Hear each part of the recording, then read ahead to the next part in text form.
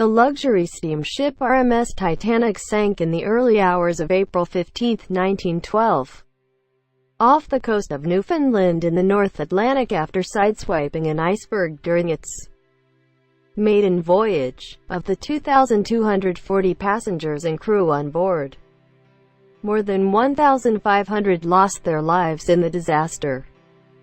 Titanic has inspired countless books, articles and films, and her story has entered the public consciousness as a cautionary tale about the perils of human hubris. The building of the RMS Titanic, the Royal Mail Steamer Titanic, was the product of intense competition among rival shipping lines in the first half of the 20th century. In particular, the White Star Line found itself in a battle for steamship primacy with Cunard, a venerable British firm with two standout ships that ranked among the most sophisticated and luxurious of their time. Cunard's Mauretania began service in 1907 and quickly set a speed record for the fastest average speed during a transatlantic crossing, 23.69 knots or 27.26 miles per hour, a title that it held for 22 years.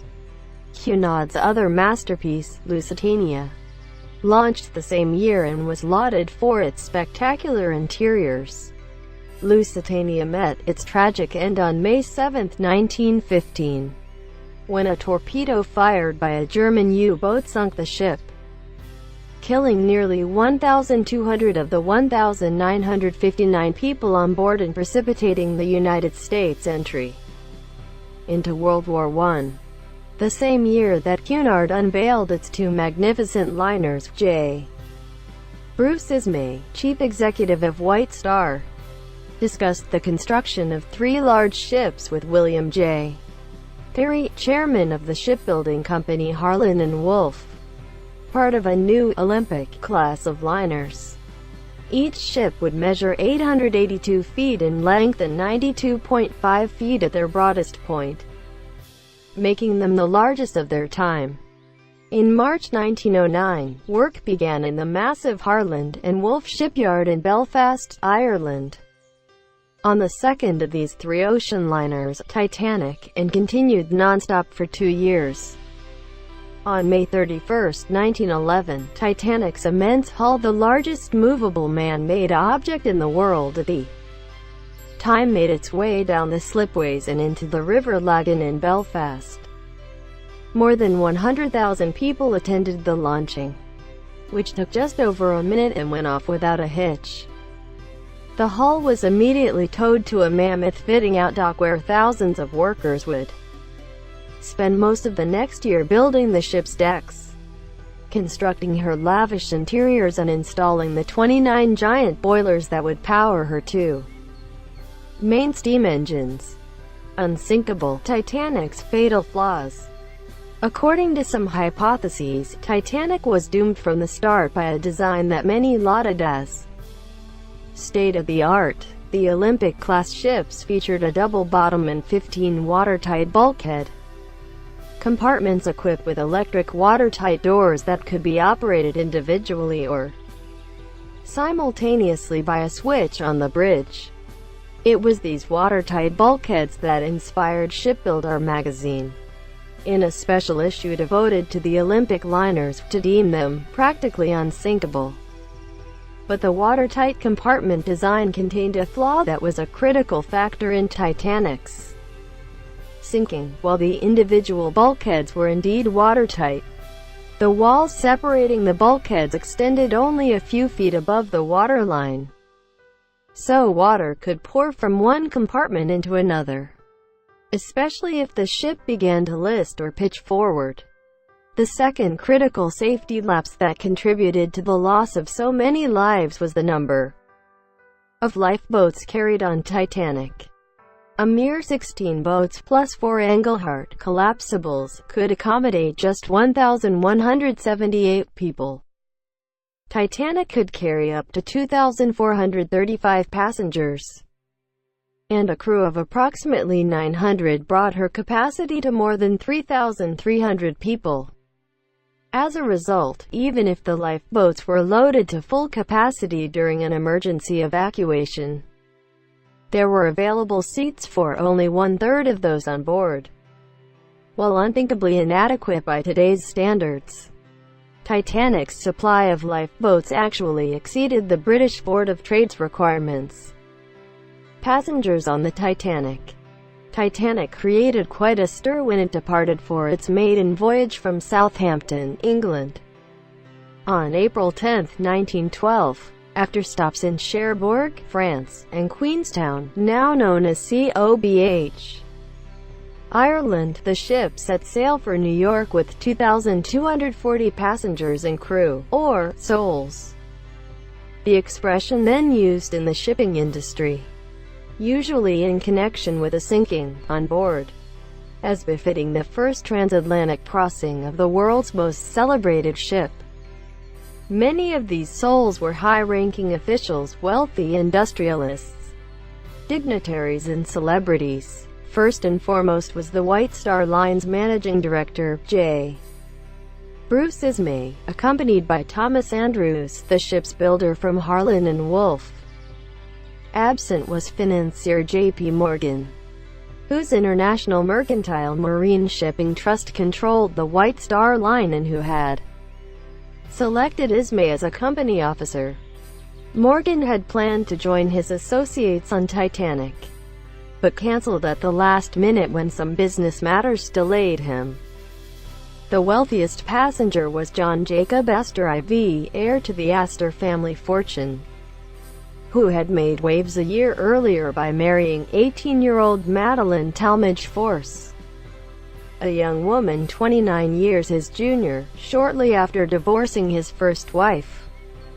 Other notable passengers included the elderly owner of Macy's, Isidor Straus, and his wife Ida, industrialist Benjamin Guggenheim, accompanied by his mistress, valet and chauffeur, and widow and heiress Margaret "Molly" Brown, who would earn her Unsinkable nickname by helping to maintain calm and order while the lifeboats were being loaded and boosting the spirits of her fellow survivors. The employees attending to this collection of first-class luminaries were mostly traveling second class, along with academics, tourists, journalists and others who would enjoy a level of service and accommodations equivalent to first class on most other ships. But by far the largest group of passengers was in third class, more than 700, exceeding the other two levels combined. Some had paid less than $20 to make the crossing. It was third class that was the major source of profit for shipping lines like White Star, and Titanic was designed to offer these passengers accommodations and amenities superior to those found in third class on any other ship of that era. Titanic set sail. Titanic's departure from Southampton on April 10 was not without some oddities.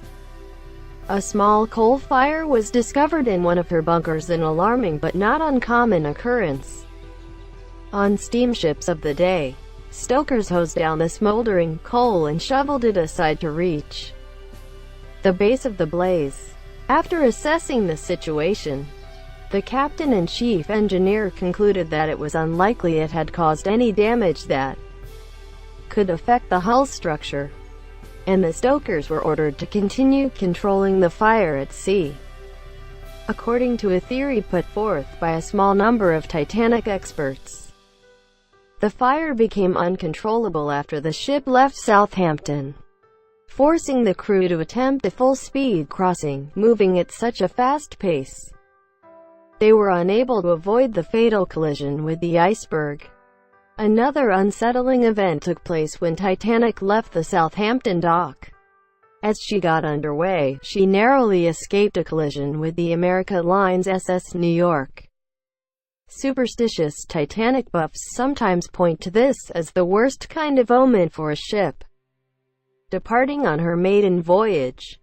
Disaster strikes aboard Titanic. On April 14, after 4 days of uneventful sailing, Titanic received sporadic reports of ice from other ships. but she was sailing on calm seas under a moonless, clear sky. At about 11:30 p.m., a lookout saw an iceberg coming out of a slight haze dead ahead. Then rang the warning bell and telephoned the bridge. The engines were quickly reversed and the ship was turned sharply, instead of making direct impact. Titanic seemed to graze along the side of the berg, sprinkling ice fragments on the forward deck. Sensing no collision, the lookouts were relieved. They had no idea that the iceberg had a jagged underwater spur, which slashed a 300-foot gash in the hull below the ship's waterline. By the time the captain toured the damaged area with Harlan and Wolfe's Thomas Andrews, 5 compartments were already filling with seawater, and the bow of the doomed ship was alarmingly pitched downward, allowing seawater to pour from one bulkhead into the neighboring compartment. Andrews did a quick calculation and estimated that Titanic might remain afloat for an hour and a half, perhaps slightly more. At that point the captain, who had already instructed his wireless operator to call for help, ordered the lifeboats to be loaded. Titanic's lifeboats. A little more than an hour after contact with the iceberg, a largely disorganized and haphazard evacuation began with the lowering of the first lifeboat. The craft was designed to hold 65 people. It left with only 28 aboard. Tragically, this was to be the norm. During the confusion and chaos during the precious hours before Titanic plunged into the sea, nearly every lifeboat would be launched woefully underfilled, some with only a handful of passengers. In compliance with the law of the sea, women and children boarded the boats first. Only when there were no women or children nearby were men permitted to board. Yet many of the victims were in fact women and children, the result of disorderly procedures that failed to get them to the boats in the first place. Exceeding Andrews' prediction, Titanic stubbornly stayed afloat for close to 3 hours. Those hours witnessed acts of craven cowardice and extraordinary bravery. Hundreds of human dramas unfolded between the order to load the lifeboats and the ship's final plunge. Men saw off wives and children. Families were separated in the confusion and selfless individuals gave up their spots to remain with loved ones or allow a more vulnerable passenger to escape. The RMS Titanic Sinks. The ship's most illustrious passengers each responded to the circumstances with conduct that has become an integral part of the Titanic legend. Ismay, the White Star managing director, helped load some of the boats and later stepped onto a collapsible as it was being lowered. Although no women or children were in the vicinity when he abandoned ship, he would never live down the ignominy of surviving the disaster while so many others perished. Thomas Andrews, Titanic's chief designer, was last seen in the first-class smoking room, staring blankly at a painting of a ship on the wall. Astor deposited his wife Madeline into a lifeboat and, remarking that she was pregnant, asked if he could accompany her, refused entry. He managed to kiss her goodbye just before the boat was lowered away. Although offered a seat on account of his age, Isidore Straus refused any special consideration, and his wife Ida would not leave her husband behind. The couple retired to their cabin and perished together. Benjamin Guggenheim and his valet returned to their rooms and changed into formal evening dress. Emerging onto the deck, he famously declared, "We are dressed in our best and are prepared to go down like gentlemen." Molly Brown helped load the boats and finally was forced into one of the last to leave. She implored its crewmen to turn back for survivors, but they refused, fearing they would be swamped by desperate people trying to escape the icy seas. Titanic, nearly perpendicular and with many of her lights still aglow, finally dove beneath the ocean's surface at about 2:20 a.m. on April 15. Throughout the morning, Cunard's Carpathia After receiving Titanic's distress call at midnight and steaming at full speed while dodging ice floes all night, rounded up all of the lifeboats. They contained only 705 survivors. Aftermath of the Titanic catastrophe. At least 5 separate boards of inquiry on both sides of the Atlantic conducted comprehensive hearings on Titanic's sinking, interviewing dozens of witnesses and consulting with many maritime experts. Every conceivable subject was investigated, from the conduct of the officers and crew to the construction of the ship. While it has always been assumed that the ship sank as a result of the gash that caused the bulkhead compartments to flood, various other theories have emerged over the decades, including that the ship's steel plates were too brittle for the near-freezing Atlantic waters, that the impact caused rivets to pop, and that the expansion joints failed, among others. Technological aspects of the catastrophe aside, Titanic's demise has taken on a deeper, almost mythic, meaning in popular culture. Many view the tragedy as a morality play about the dangers of human hubris. Titanic's creators believed they had built an unsinkable ship that could not be defeated by the laws of nature. This same overconfidence explains the electrifying impact Titanic's sinking had on the public.